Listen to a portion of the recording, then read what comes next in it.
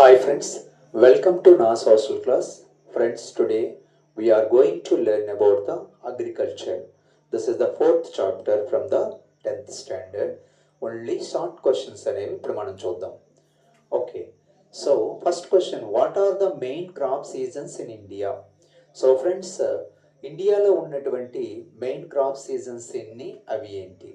So మనకి seasons లాగే అంటే summer season, winter season, rainy season లాగా మనకి క్రాప్ సీజన్స్ అనేవి 3 టైప్ ఆఫ్ క్రాప్ సీజన్స్ ఉన్నాయండి. అవి ఏంటి సార్ అంటే ఖరీఫ్, రబీ అండ్ జయాద్. ఓకే అండి. So the crop seasons 3 type of crop seasons. First one kharif September to October, rabi October to December and between kharif and rabi ఈ రెండు సీజన్లకి మధ్య వచ్చినటువంటి సీజన్ ఏంటంటే అంటే జయాద్ అండి, జయాద్ సీజన్. సో రబీ సీజన్లో వీట్ క్రాప్, ఖరీఫ్ సీజన్లో ప్యాడీ క్రాప్, జయాద్ సీజన్లో పల్సెస్ అనేవి పండుతాయి, పప్పు దినుసులు అనేవి పండిస్తాం. Second question, what is primitive subsistence farming? ఇక్కడ సబ్సిస్టెన్స్ అంటే ఏంటి సార్ అంటే జీవనం కోసం, బ్రతకటం కోసం పండించే పంటలు అనమాట. సో ప్రైమిటివ్ సబ్సిస్టెన్స్ ఫార్మింగ్ ఏంటి సార్ అంటే it is a slash and burn agriculture. The farmers sift and clear a fresh patch. Patch means piece of land. Okay, fresh patch of land or cultivation. So friends, దీన్ని మనం shifting cultivation అని కూడా పిలుస్తాం. అంటే farmers ఏం చేస్తారంటే ఒక patch అంటే ఒక పీస్ని సెలెక్ట్ చేసుకొని అక్కడ కల్టివేషన్ చేసి మరలా తర్వాత ఇంకొక చోటికి షిఫ్ట్ అవుతూ అనేది జరుగుతుంది. సో దీన్ని పోడు కల్టివేషన్ అని కూడా పిలుస్తాం. ఓకే అండి. సో బర్న్ స్లాష్ కల్టివేషన్ ఇది ఏ సిస్టమ్ సార్ అంటే విచ్ సిస్టమ్ ఆఫ్ ఫార్మింగ్ అని అంటే ప్రైమిటివ్ సబ్సిస్టెన్స్ ఫార్మింగ్ సిస్టమ్. అదేవిధంగా what is intensive farming? So ఇక్కడ మనకి ఫార్మింగ్ సిస్టమ్స్ అనేవి 3 type of systems are there. First one is primitive subsistence farming, second one intensive farming, third one is the commercial farming. So primitive అంటే మనకు తెలిసిపోయింది ఏంటి sir అంటే it is a slash and burn agriculture. The farmers shift and clear a fresh patch of land or cultivation. And third question, what is intensive farming? Intensive farming అంటే ఏంటండి అంటే it is a labour intensive farming where high dose of biochemical inputs and irrigation are used for higher production. So specially అంటే కొన్ని కెమికల్స్ని, ఎరువుల్ని ఉపయోగించి పండించే పంటని లేదంటే పండించే విధానాన్ని ఏమన్నారు సార్ అంటే లేబర్ ఇంటెన్సివ్ ఫార్మింగ్ అని అంటారు. ఇది కేవలం అధిక ఉత్పత్తి కోసం జరిపేదనమాట.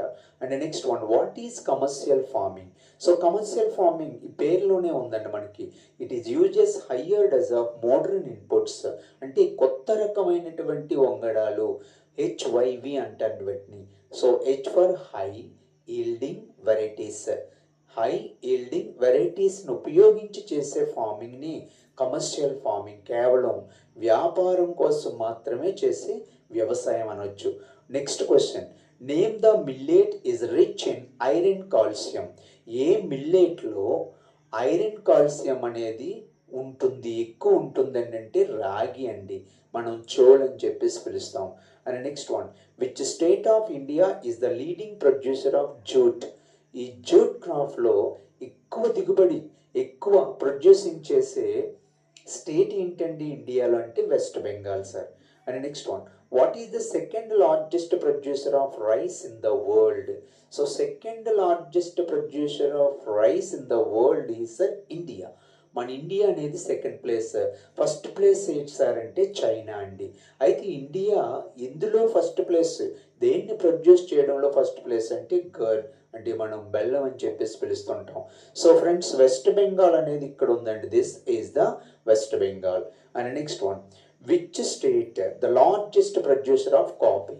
కాఫీని ఎక్కువగా ఉత్పత్తి చేసేది, కాఫీని ఎక్కువగా పండించేది ఇండియాలో ఎక్కడ సార్ అంటే కర్ణాటక అండి. అదే టీ అడిగారు అనుకోండి, tea producing highest state in India అంటే అస్సాం అని చెప్పొచ్చండి. And next one, who initiated Bhoodan Gramdan movement? So friends, ఇది చాలా important.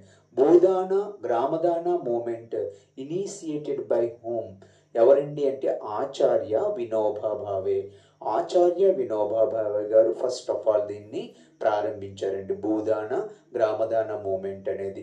Next white revolution, so related to milk sir. So మిల్క్లో అధిక ఉత్పత్తి అనేది జరిగితే వెంటనే దాన్ని వైట్ రెవల్యూషన్ అన్నారు. అదే ఫుడ్ గ్రెయిన్స్లో అయితే గ్రీన్ రెవల్యూషన్, ఫ్రూట్స్లో అయినట్టయితే గోల్డెన్, ఫ్రూట్స్లో అయితే గోల్డెన్ అండి. అలాగే ప్రాన్ ఆర్ మీట్, ఇక్కడ రొయ్యలు ఎక్కువగా ఉత్పత్తి లేదంటే రొయ్యల్లో ఎక్కువ దిగుబడి జరిగినట్టయితే దాన్ని పింక్ రెవల్యూషన్ అని అన్నారు. సో ఫ్రెండ్స్, ఇక్కడ రెవల్యూషన్ అంటే సడన్ చేంజ్ అండి, అకస్మాత్తుగా అనుకోలేని విధంగా పెరుగుదల అనేది కనిపించడం.